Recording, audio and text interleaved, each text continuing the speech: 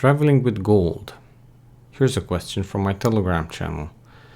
And the question comes from IGIG. Traveling with gold and silver. I know this is a difficult scenario to respond to, but what if you need your silver kilobars or gold while you're around the world? What would be the best strategy? Should you sell the gold and silver, hide it, or try to ship it? If shipping, how would you go about it? So what I'm gonna say is that you need to check your laws, right? Whatever I'm telling here is not investment advice and not legal advice, and you need to, of course, consult with lawyers and consult with tax people and all of that stuff. But I can tell you a few things that I know, and hopefully they're still applicable. But basically, usually there's a $10,000 or a 10,000 euro or a 10,000 Swiss franc limit, where if you are traveling with the value of it underneath it, you don't need to necessarily declare it. So check your local laws, of course, but that used to be the case, and I think that's still the case. There are some friendly countries, I believe Germany might be it, where if it's like a personal holding, you can get around that as well. However, it's difficult to come up with a best strategy because laws change all the time. But if it's personal investment gold, you won't owe taxes, but you will have to declare it. So if it's personal, then like jewelry, right, and it's above 10,000, then you may not need to pay taxes on it, but you still need to declare it. So it's actually quite hard, and they make it hard for a reason, so you don't move money outside the system basically, and that's the whole purpose. Now, depending on how much money you have, silver kilobars are probably going to be okay, but usually have some smaller denominations when you're traveling. I don't know, why would you travel with kilobars?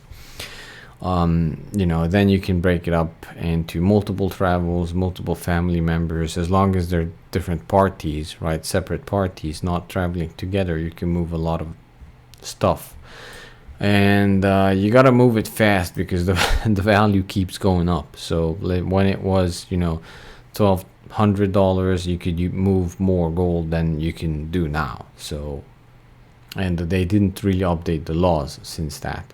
So you got to watch out for that. What I used to, I never want to say recommend because I'm not giving financial advice, right? I'm just a YouTuber.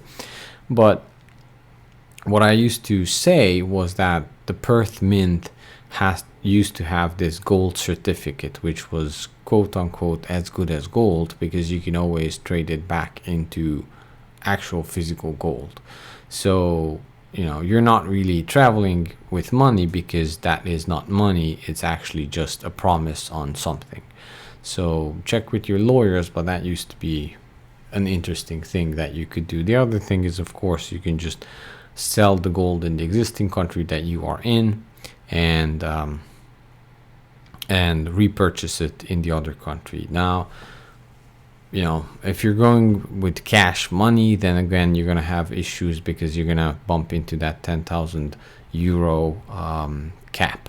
However, if that is sitting in a bank account, then you don't need to do anything, right? Or if you're holding crypto for that and you're able to exchange crypto for local currency and local currency into gold again, then again, you're not going to have problems.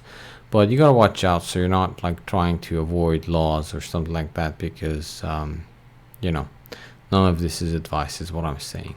Also in the UK, I believe, and this is really interesting, but I believe if you are holding gold sovereigns or something like that, it is actually counted as legal tender. Double check this, but what happens is that it's actually, you can just say it's the face value of the coin, right? So if it's like a 1 ounce gold coin, then it says 50 pounds on it, then you're bringing in 50 pounds because it's legal tender, right? Now I'm not sure if you would get caught with that. How would they count it, of course? But when VAT, as in value added tax, and capital gains tax, they're usually lenient if you purchased it in the same country. However, if you're bringing it into the country, it's more of a hassle. So technically, it's much easier to sell it, but then travel and then immediately purchase it back. Now, there are crypto coins that you can look into that's supposed to track the value of gold. So that means one of that coins, crypto coins, is equal 1 ounce of gold.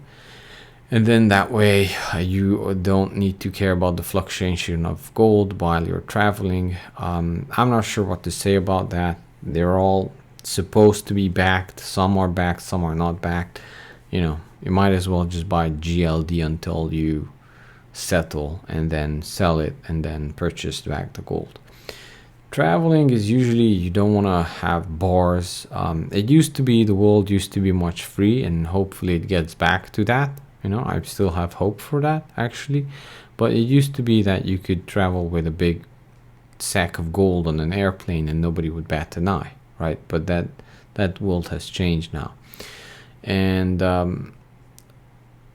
so the other thing that some of the billionaires do and wealthy millionaires do is that they use shipping routes, not plane routes. And of course, they smuggle everything. So I've heard from news and other media, right? That they move stuff because it can be declared as valuable art. Now, if that valuable art happens to be, 50 kilograms of gold statue, then it's just valuable art, right?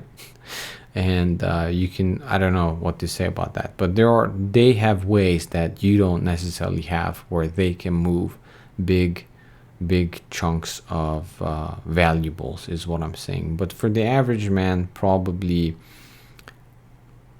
you have to think about, it's not even safe for you to move all that, right?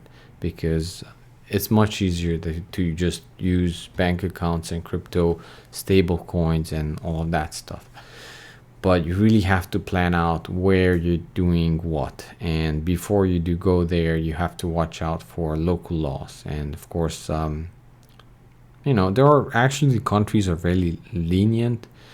There are some countries like Switzerland, Hungary, Poland is, I think, one of them, for sure, that as long as you're buying 99.5% gold, as in investment grade gold, there's no tax on it if you're buying it there. So you gotta watch out what you do and how you do it. But when it comes to traveling, actually jewelry is probably the best way to go. I have somewhat of a funny story. Well, it's not really funny now, and I can't even tell the whole part of it because, anyway, we were traveling with my wife, and we did bring some precious metals over to Europe from the United States. And it was interesting. They didn't really bat an eye. However, we did get stopped by TSA, and it happened because the box that it was in, it was my wife's grandmother's jewelry box, which was made out of ebony wood. And ebony wood was so dense that it just showed up as a big black box on their scanners or whatever. And they immediately got scared what that is, and they opened it up. But after that point, it was just, they looked at it. Then they found some other stuff, but it was just like actual dust, computer dust, which is so that's the funny part. I want to make sure that if you travel with a lot of computers, make sure you don't just pull them out from your closet and travel with it, because they have been collecting dust, and apparently that is not good to travel with.